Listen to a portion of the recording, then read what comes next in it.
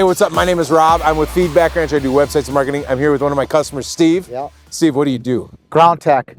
We dig in the dirt. Dig in the dirt. So you do sewer and water. You get into septic. You do basements. You've been digging all sorts of basements. I want to talk about 5 things that contractors can do like crazy. So first off, we do websites, we do Google ads, we do SEO, we do video to help you fill your sales funnel, whether you have unique needs like these guys who need more employees, or if you're trying to grow your business and just get more revenue, which is also something that we're trying to help you do. Yep. So these guys, I actually met them. So we got to introduce you get a couple brothers. So I got 2 brothers that I work with on a day-to-day basis. Pete, which is over there, he's out in the field, and I got another brother that I work with in the office. Yeah. So, and you guys have been going since like 2006, right? Yeah, we started in 2006, just the 3 of us, and now landscaping, kind of fumbled through that. Yep. Pete knew how to do all sorts of stuff with equipment. You guys are learning how to do it. Yep. And then you did landscaping, and eventually you started digging a ton of basements. Yeah. So these guys have dug like 500 some odd basements a year for a bunch of places. Right now we're at a custom home site. We're out here where Minnesota and Wisconsin meet. Yep. The St. Croix River's over there, man. It is absolutely freaking gorgeous. So whoever's got this spot, but these guys, they had to dig out and get ready. So you guys did the excavation for the basement, Yep. right? We're going to talk about 5 things that cause like major growth and taxes. And it's like 5 things for taxes and growth for a contractor that I think you should know. But part of this, I want to share their story about what they've been going through and what they've been doing. And then I'd love you to reach out. And first off, go to groundtechmn.com and look at their website. And you can take a look at some of the video we've been doing. And then you guys do consulting with contractors for anyone that's trying to figure out how do you really get people, get them trained? Yeah. How do you keep moving? How do you scale your business? And one of the things we've always talked about, you dug basements, which is risky, right? And you guys have invested into some major machinery. What kind of machinery you got? You've had lots of different heavy equipment. heavy equipment, dump trucks, backhoes, dozers, front end loaders, skidsters, trailers, trucks, pickups. We have real estate up in the North Metro. So we've invested a lot into this business, yeah. Yeah, and I love visiting with Mike, your brother. He was saying you guys loved it because you could scale it, right? So now you're using leverage by using loans. Yep.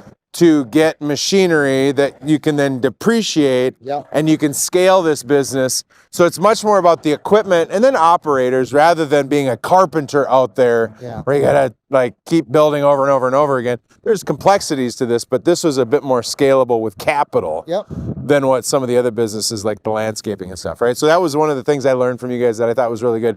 Now you guys, so tip number 1 that I want to talk about is no matter what kind of business you are, it's helpful to get front end business coming in, right?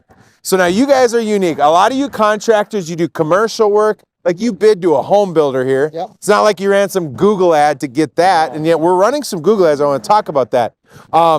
Typically, how are you? So one of the things I think is really important is just to make sure you're in on lots of conversations with people that have the potential problem that you might solve. And so for this, it could be that people are looking for an excavation contractor.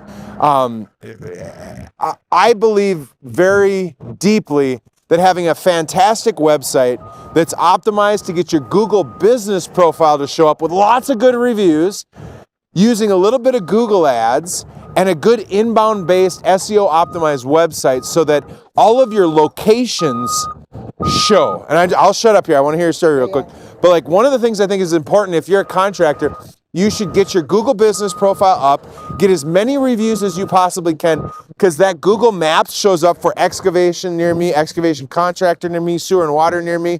Any of those local searches, that local map pops up. And if you got a bunch of reviews, it hedges your bets against a bad review. People see that you're a good high protein operation. So that's my number 1 tip.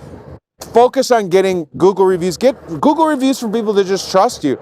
Because come to find out, not every contractor operates in a way that all their friends and family think they're worthy of trust, or anybody. So get as many reviews as you can. Number 2, build out a website that's optimized for your location. We'll get on that. But okay, so this customer, this is a custom home builder. How do you get custom home builder customers? And how did you get with Pulte and these other, how does that even happen? So we have two sides of our business. We have the B2B business, and that's the business to business, and we deal with home builders all day, every day, digging basements, backfilling the basements. That's a very structured business. We show up on their schedule to dig it, backfill it, do their rough grade, their final grade, and their driveway cut and base. But how do you even get That's a pretty simple, scalable business. Well, that's not too hard. You can pick up the phone, cold call builders. They'll invite you in. They'll sit you down, interview you, see what you're capable of, and then you'll bid their work. So getting a list, you know, we do this for some folks. There's a tool out there called Outscraper. Outscraper for very cheap, or you probably use some other ones where you can get names of custom home builders, track home builders. How did you even? I pick up the phone and start calling. Just call. So Yep. Google and call and so what does that look like when you're doing that?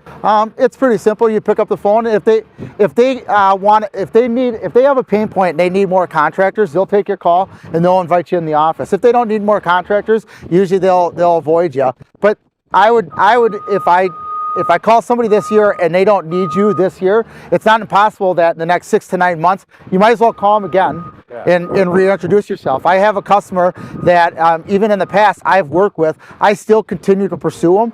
We're probably a little bit higher price, but at some point or another, he might have a pain point. You're nurturing relationships. So you got a list of people that you're constantly calling on, dripping on, outreaching. You know, I talk to a lot of accountants out there, and I always tell people that basic front-end activity, there's kind of 3 things I think you do for front-end activity. You got to be in on Google Ads and inbound search stuff, but calling people, like you got to call people. You got to call. Just go introduce yourself. Some of my best clients have been like just bumping into people, building relationships. Hey, you ever need a videographer, you ever need SEO, whatever it is, keep us in mind. Yeah. If you don't do that, you're hosed, but you're pretty systematic about it too. I mean, so with this side of the business, it is a very systematic side of things. And this is pretty easy. Once we've got it past about 100 homes, we understood how to scale this business and we got it up to 500 homes. Our goal is to get up to 1,500 homes over here, and that'll be big enough for the Minnesota, Western Wisconsin portion of this. Now, then after Pete that, doesn't make these phone calls, does he? No. So talk to us about the dynamics. So you have to have somebody that's actually doing that, right? Yeah. We were just joking earlier when I had our accounting firm, I would go out and play offense. I went and got all the customers because I'm geared that way. Yeah. I was a complementary gifting. You, Mike, and Pete, you have complementary giftings, right? Talk to us about So I'm kind of the glue in between Pete and Mike and or the employees in the field. And as far as that's concerned, I just all day, every day sit at a desk. I arrange the schedule. I make sure the employees, they don't have time off on that specific day, that they can get the job done. And I arrange a schedule with Pete, and then I arrange a schedule with the customer. So you're scheduling employees, you're scheduling people out to get where they need to be. You're also doing a lot of interviews and stuff, right? Yeah, I do a lot of interviews with the new employees or the potential employees. And then you're also nurturing relationships with a little bit of, we'll be talking and he's just, phone goes and he's got to go get it. You're communicating with people. All day, every day I do the communications. Pete's out in the field on a daily basis and he just makes it happen in terms of the employees in the field. He's production boy. He's really questions, production. Concerns about the equipment, if there's any problems. He's arranging it between the mechanics, between the vendors to get on site. If we have to have Caterpillar on site, check a piece of equipment out, he gets that all arranged. He makes sure that the jobs are actually going to get done on the time schedule that I have set up. And then Mike's on the front end side of things. He's in the office. He's typically doing some work with the billing. He's typically doing some work with the estimating, the bidding, and then the collections at the very back end. Cool. So you guys have that's another tip, you know. I think that I've heard most of the contractors I ask that have been around for a long time that have made it, I go, what kind of advice would you give your previous self? I hear a lot of quit swinging the hammer so long. Yeah. You got to hire help to come in so that you can focus on tip of the spear stuff, selling, nurturing, estimating. Usually estimating and selling, those two things are really hard to outsource to somebody else. It's really, I meet a lot of contractors like, oh, I got an estimator. One common theme I see on contractors that hire estimators, they have to hire a lot of them because they keep disappearing. They show up with big promises and then, it very rarely goes for very long from what I've seen. A lot of this too is like dating. So we did just hire an estimator this summer. And the way we set the expectations are relatively broad, but we have a piece of paper with all of our expectations and what our goals are as a company. And he sat down with us and we made that out this year, like a simple contract. Because they're the ones they're pricing your services right, so you get chose and selected. No, I kind of helped him out with the pricing because I understand the pricing. Mike understands the pricing of the equipment, so we are the ones coming up with the pricing. But there's not a great structure in place, so we just picked a contracting software that helps us out with just drag and drop with the pricing, and that's through Joist.com. Joist. Yep. And then as far as that's concerned, we're allowing him just to take and drag and drop the service that we're going to do once he understands what we're going to do. And what we've set out to do is really simple. We do 500 basement digs and grades a year, but on that side, we're only going to do this year 10 sewer and water line repairs. I want to make it really simple. Side of the business and get it because done. then ultimately what we're doing with our B2C side of things is we're going to set up a structure that is very scalable. And so what we need to do is, whether we're making money or losing money on those 10, we're going to set up a very concrete structure to then in the future make money and then scale it to make a lot more money. Because you got into a new game, sewer repair, and for those, I've been learning about this, that means like you're in an old house, the sewer that goes out to the road, something's wrong there, toilet doesn't flush, stuff's been flushed down there, it could be clogged, it could be that you put in the little thing and clean it out, you might have to reline it, you might have to dig it out, put a new one in there. It's a big, expensive, complicated problem with cities and bureaucrats all over the place that just make your life hard.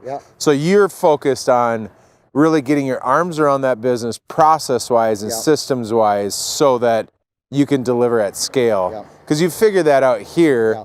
You just need operators and machinery. There, you're figuring it out. And you've done a good job of it already.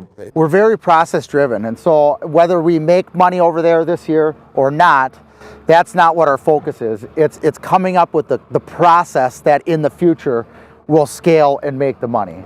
So this year, we're not as worried about making the money on that as we are over on the digging and the backfilling side with our homes. So we've invested to make sure that you show up for sewer repair, sewer repair near me, sewer repair Minneapolis, sewer repair St. Paul, and we're working hard. We have SEO landing pages for a bunch of different communities. We've also, and these are these tips. So we have landing pages. Go to their website and go take a look at it for the core commercial keyword for sewer repair, as well as those landing pages. We also have a whole series of remarketing, which would be kind of like the extra tip on that whole show up and search, use Google Ads would be another tip here. But you got to show remarketing. So it could be that these homeowners are trying to do their due diligence. They're just getting started. They're ignorant. They're trying to learn. They Google, they get on the page, they look around a little bit. Even a high converting website, 90% of the people don't take the step right there. So we have Facebook and Instagram ads, and we'll have Google display ads, just communicating and stay in front of those people so that when they choose it, they have like, oh, I like that professional, well-designed, like these guys seem like they had it together. And that was another tip. So again, you want to show up and search, you should use Google search. You got to be really surgical with that.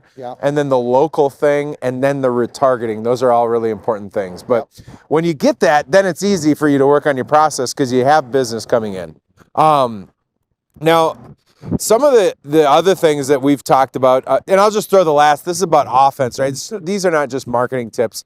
The remarketing is good, and then video sales letters. So making sure that you have some videos on your websites that communicate the core problem, solution, and result that you're looking to deliver is important, right? There's no reason why people should have to wait to figure out who you are by getting you on the phone. When you get a bunch of videos on your website, they get to know your heart, they get to know your personality. And what I found is everybody that commits to teaching to a camera a little bit and having these video sales letters that are actually them, you will have people calling you going, you know what, Rob, it's good. I feel like I'm talking, I know you already because I've watched your videos.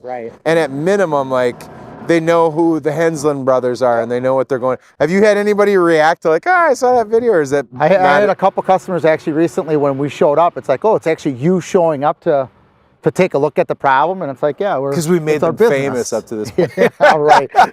So that's another one. Invest in those video sales letters. Have videos on your website. Have videos in your retargeting ads that are just helping people get to know it. And don't waste their time. They don't need to be super high-end produced either. It's kind of like a good enough to move on. But that'd be another tip. Now, I want to switch here a little bit. I help a lot of accountants. I had a little accounting firm I had started. I got out of that. Finances is super important for you, right? So the next tip that I have for you, if you're a contractor, you got to look at becoming an S-corporation, and then don't listen to your idiot friends about what you should do with your S-corp.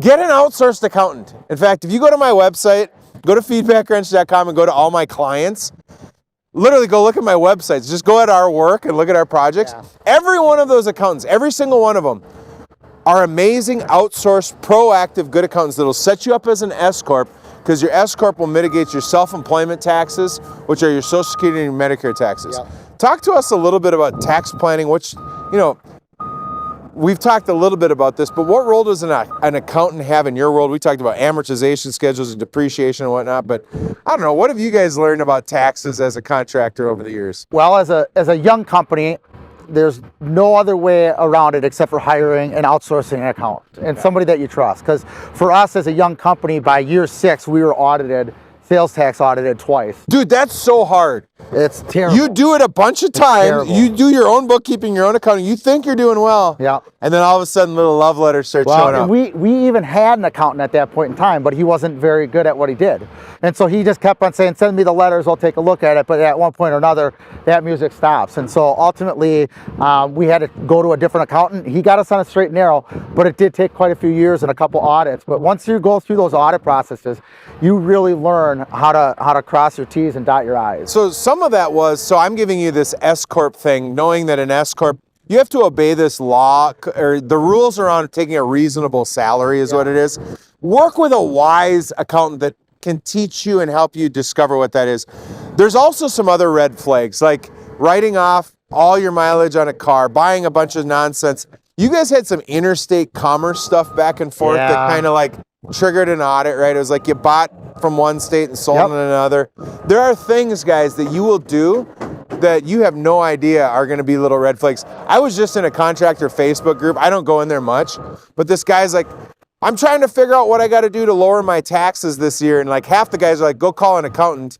The other quarter of them are like, become a corporation and don't listen to them. You don't need to take a salary. And I'm like, dude, you're going to have, if you get audited and they find that out, dude, they're going to reclassify your money so bad. You'll owe money to the IRS for the rest of your life. It'll just, not really, but it'll be bad. It's really interesting once you sit down and deal with some of this stuff and you get audited. I mean, you realize like you're not intentionally breaking the law. You're setting up a business and your structure to go out and do business in good faith. But the reality of it is whether you're doing it in good faith and dealing with it and doing it professionally, it's two different things. And so you got to reach out to an accountant, somebody that knows what they're doing, because we've gotten misled in the past.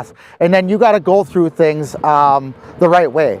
You got to set your foundation for your books up correct. I mean, if your books aren't set up correct from the very start, it's hard to get a great balance sheet. It's hard to get a good profit and loss. Starts with bookkeeping. Yep. And so when you engage with somebody, they should be coming to you and they should provide a ton of leadership. Yep. It shouldn't just be like, yeah, I can get your taxes done, I can save you a little bit.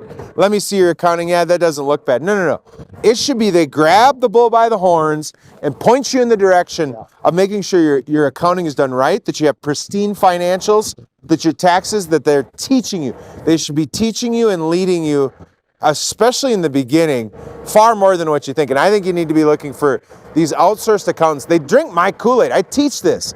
Like, good accountants shouldn't just like take orders. They should come in and help you go from here to there. Get to a better place in your business. And you got to be looking for an accountant. Attorneys are a big one for you guys too. Yeah, we have two different types of attorneys. Come to find out, some people take advantage of you. It's a rough and tumble world. So the one attorney we have is more so on the real estate side of things, and the other attorney is in construction side of things. And labor and I mean, the reality of it is when we set up with national home builders or larger corporations, I mean, you sign contracts that could be the size of your vehicle. And so you're in a lawsuit before you even start your job. You just have to mitigate your risk as best possible while you're working with them. Now, a couple other little heads up things that have been interesting for you. There's accidents. There's People get hurt, people make mistakes, people take advantage of you. Sometimes you don't get paid. Sometimes contractors come in and they're like, put a lien on it, tough nuts, I'm not paying you. What are some things that you've learned, like are big red flags or big difficulties that contractors should be considering that are important around? Like how do you operate carefully in that realm, or what are some lifelines that you should give you yourself so that you don't have mistakes? I mean, a lot of it comes back to you and running your own business. If you're accountable to yourself, you'll learn all these lessons on the way through business, and you'll hold yourself to a higher standard from every situation that you're dealing with. You're not going to know everything when you're getting in business, but if you learn and learn very quickly, that's the most important part. We've gotten in business with some bad faith people. We've had to deal with some lawsuits and some pretty nasty things. If you get into the job, you do the job the way they want you to do the job, you hold as close to the contract that you signed, whether it's your contract or their contract, as possible. And if things don't turn out in the end, yeah, you might meet up in court. It might work in your favor, it might not work in your favor. But if you have the correct documentation, your billing is very spot on, for the most part, it'll work out into your favor. If you're sloppy with your billing, I know contractors that you might do a job in August and they won't send you a bill until December. That doesn't work out. For us as a contractor, we do the work. Today is Wednesday. This bill will be out by Thursday morning. That's how we send our jobs. And that keeps the cash flow coming as well. Cash flow manager, when I asked you that question, I immediately was like, I do understand there's this weird tension in cash flow. First off, don't spend everything you got. No. Don't use your freaking bank account to tell you whether or not you're profitable, or your P&L. I always think it's funny. You look at guys that are struggling, they look at their P&L and they're like, oh, I'm supposed to have money. I look in the bank, there's nothing. Or there's money in the bank and it looks like you have money, but oh, wait a minute. No, you got cash inflow. You're going to have expenses. You got to finish the project. So get your arms around that really quick. And I know, I've got a gal, suretycfo.com, SURETY CFO.com. Her name's Paramita. She specializes as a CFO for construction contractors. And what she does is she comes in and kind of bridges the gap between, you got QuickBooks, you're starting to get enough projects. She'll come in and help you do AIA billing, so that you're billing and requesting money very tightly to each other to help you with your cash flow. So that's a big one. I know that making sure that you have retainages and an organized structure. There are just pieces of structure to your billing that will help with your cash flow. That's as you get growing. You cannot be the bank for your customers. No. Well, in business is a war of investment.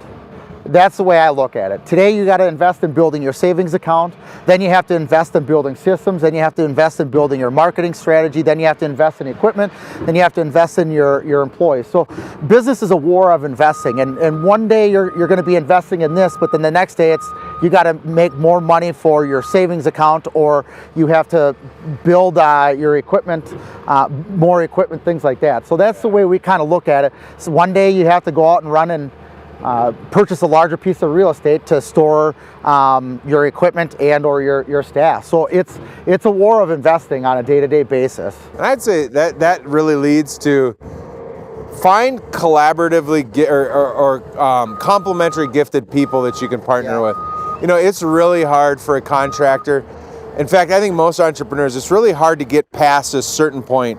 Number one, you dream of your own business. Number two, you become self-employed. Number three, you build a team around you. Number four, you build systems and processes and empower people around you. And then you scale that even more and start investing into it. And I think what I've found is that the people who really do well is you got to bring in that type of person that irritates the snot out of you. Like for me, I need hyper-organized, detail-oriented people. They're all the people that used to just, quite frankly, make me mad. Stop it. Okay, that's important to you. But there are operations, sales, and finance and tax. Those three areas are super different. They require different muscles. Most people are not gifted in all of them. No. And so to build the team of, having an attorney that you work with, have an accountant that's helping you, operationally, you have somebody who's really good. Pete's in here making sure that this work's getting done, the machinery's good, the operator's going. you're out there hiring people, like, and Mike's got billing and finance. You guys are so complementary to each other, and that's huge. The more you do that. Well, yeah, and you got to figure out, like, so for us, it's an accountant that's very important. It's our banker, that's our banking relationship that's very important. Very important to have the right type of legal advice around you. And then the fourth thing is SEO. That's also a very important thing that you want to look into. Then the partners, the people help you grow your business. And so that's what's very important to us. And then for us, is internally, one thing that Mike, Pete, and I try to focus in on and do as we're growing a company is for each individual, Mike, Pete, and I, we try to get in a specific job, master that job, then look at building systems to scale it, to then move to the next job and hire somebody or two or three or whatever it is, a staff to take that job from us. Because if we're always hiring somebody to take your job, you're building a company based off of that. It's probably a good pivot to I think the last point is I think that developing so your culture and your people are super important, right? I learned at Eaglebrook Church, and I learned through a bunch of other organizations. Jim Collins has some good books about this, about you don't want to just have values, and a mission doesn't really mean anything if it's not clear, but there's like a vision of where you're trying to head as an organization. That's really your mission. You're trying to do this. You're trying to set out to do that. But there's a bunch that goes into that. So I recommend, and there's some good resources around this. I do coaching around this. The idea is you got to establish what I call your vision culture. It's not just me. At the foundation, you have your beliefs about people, beliefs about construction. You kind of have your beliefs, right? Then you have your values.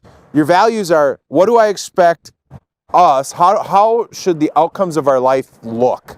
What should the behaviors of our people look like? And that's who you are. So at the basis are your values and your beliefs, and that's who you are. Then the next thing up, you kind of have the purpose of your business. Like undergirding everything we do at Feedback Wrench is I exist to help empower small businesses to just be maximized. That's what drives me. Because I know if I do that from your kids to your wife, to your schools, to your communities, like I drink that Kool-Aid like crazy. Yeah. And I know that if I can come in and do that, so that's what motivates me. Your purpose is why, and then your mission is what you're doing. We exist to try to make the web your best employee. Because I know if you just have, when you said SEO, this idea that all the people that have this problem that are looking for an answer find you. Yeah. I know if I do that, and you just start catching some breaks. Right? All of a sudden you start getting people, I looked you up on the internet and I found you. I have a big old problem I need you to solve. I mean, my God, that is like the tip of the spear thing that needs to happen. So that's that's what we're setting out to do. Then you have your strategies of how you do it.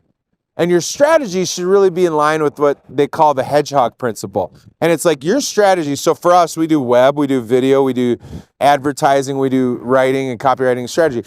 But your strategies that you do, like you guys, your strategy is you're digging basements in this format for track home, custom home, you're doing sewer and water. Yep. Like that's what's helping you do it construction-wise. But it needs to be, number one, it needs to drive your economic engine. Yep. I meet a lot of people, and they're always in strip malls. I feel really bad for them. They start a business. It's like, did you play the movie Ford? You got to sell 9 million widgets before you even get in the black because you have $4,000 a month in frickin' rent. If your business can't drive an economic engine, you're hopeless. So the first thing on that, if you don't mind me cutting in, is you got to pick one thing and you got to do it really well, and you have to scale that. Yep. And I mean, what that looks like for us is it's digging and backfilling basements, and it's doing the grade for these home builders. And for us, that's what's got us to get into a business, scale a business to make it a living.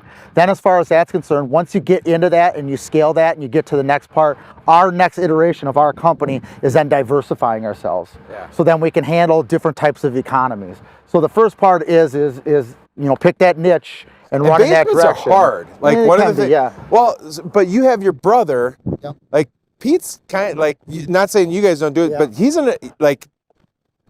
so in this hedgehog principles, number one, it needs to drive your economic engine. Number two, it needs to be something you can be great at. Yep. And you are uniquely placed that your guys' upbringing and who you are, you can be great at a very complex, hard thing. Right? Yep. I mean, not everybody can do that. Yeah, I can't hop in a piece of equipment and do that. But as far as my brother's concerned, as far as the people that we bring on are concerned, this is something that we do hire the right person to do it, or teach that skill to do it. Because even if you didn't do it and it was primarily Pete, you know what it's like to be the brother of Pete and to empower Pete, right? And so when you're deciding what strategy of business you should do, drive economic engine, something you can be great at, your relationships play into that, your work history plays into that, your Rolodex or the list of contacts you have plays into that, right? You have to really think about, can you get really dang good at something? Because if you're not going to try and get good at it, get out of here. Go work for somebody else. You got to master it. You can't do the half-ass stuff. I mean, ultimately, you'll get found out in your business if you're just looking to take and suck the money out of it or whatever. I mean, that might work for 7, 8, 10 years, but when you hit a hard economy or something like that, it's not going to work out in much longer. Then you got to be passionate about it. So that's interesting because that putters. Yep. So the last thing is it something that will motivate you to get up in the morning, right? And it's hard. Not everything's motivated. Like, I am motivated by helping entrepreneurs and small businesses, but that's like part of who I am and what we're trying to do, right? And it's hard to motivate something over the long haul. Yep. So it needs to be something that you like, that you enjoy in the beginning. And that might be simple. It might be that you just like working with your hands. Therefore, I'm going to go clean the shitter. I'm going to go, whatever it is. Like, seriously. Some people have it might to clean not the be shitter. a glamorous thing. It can be simple, but if you can't get excited about it or get other people excited about it, you're going to struggle to have an operation. So, the whole idea is by doing this vision culture, that sets like, I can at least, Byron's over here, my video guy, he's recording me. With my team, we're setting out to try and transform small businesses. Like, I don't overdo the motivation to them, but I do cast vision for like, look, I want you guys to make a good living. I want this to be a good place for you to work. We're going to get good at what we do. We know our values and everything. Because if you do that, then as people come through, you can start to share, hey, that behavior is outside of our values, right? And it's hard, it's corny. People roll their eyes. It is hard and it's corny, but it's taken me 15 years to really understand the values. And with the value structure and the mission statement for our company, rowing in one direction is the most important thing you can have in a company, because you can have people that are really good at doing this particular job, but if they're not rowing in the direction of your company, it doesn't work out. In the end, it will not work out. In fact, it could be actually one of the worst decisions of your life is to try to keep them around. So what I would say is make sure that the employees, the people that you work with, have the same values at the bare minimum and the same mission-driven strategy as you. And as far as that's concerned, everything else, you can figure that out. What's fun is before I started at Nuance and even went to Thrivent, I worked at Eaglebrook Church, which would teach us their values and vision, but I also got empowered to learn from Jim Collins and Henry Cloud and a bunch of these authors. And there was this global leadership summit that Bill Hybels used to do, and they still do it. And in that, they talked about the importance of developing your mission, your purpose, and your values, so that when I started Nuance, one of the things that happened was I took to paper to write this down and to craft this.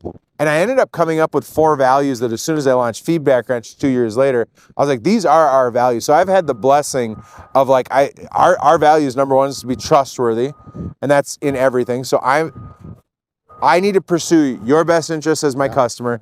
Byron needs to pursue my best interest as the leader. I pursue Byron's best interest as my team member, genuinely. And we just act with integrity and we tell the truth. So trustworthy, competent. I want to get really freaking good at what we do. Like, if you're not down with that, if you're not trying to get good, you're not going to be good on this team. And there's a scrappiness to this. Trustworthy, competent, enjoyable. Like, we don't have to take ourselves too serious here. We're not uber formal. We're like, let's be enjoyable. Enjoy your day. Enjoy the people you work with. And if you read on my website, it's about loving people. Like, I'm a Christian. And so in this company, we are founded on this idea that we want to exude love, joy, peace, patience, kindness, goodness, faithfulness, gentleness, and self-control. That's not easy for me. I get crabby. I got a hard edge to me. I'm a firstborn former football player. Like, Byron will attest, man. Every once in a while something happens and a bad word pops out. I'm trying not to do it as much. And then the last one is rigorous. I hate coddled ideas. I don't like to just do stuff because, like, we put rigor into our work. We don't just do stuff. So I know as I talk to new people, like, I share that with them. And then I have our way. And this is where, like, I need to do more work on this, but there should be like the way you guys do things. Yep. And the more you define it, it doesn't need to be huge, but it's like, hey, when we do work, we show up on time. Funny you say that, because I always say there's the right way, the wrong way, and then there's our way. Because my description of the way is probably going to be a little bit different than Rob's or different than Pete's. So we always kind of define it as that. Yeah. So anyways, I hope that's helpful. I'm out here with Steve. We're recording. They got a cool project going. God bless, guys. Like and subscribe. Thanks, Steve. Yeah.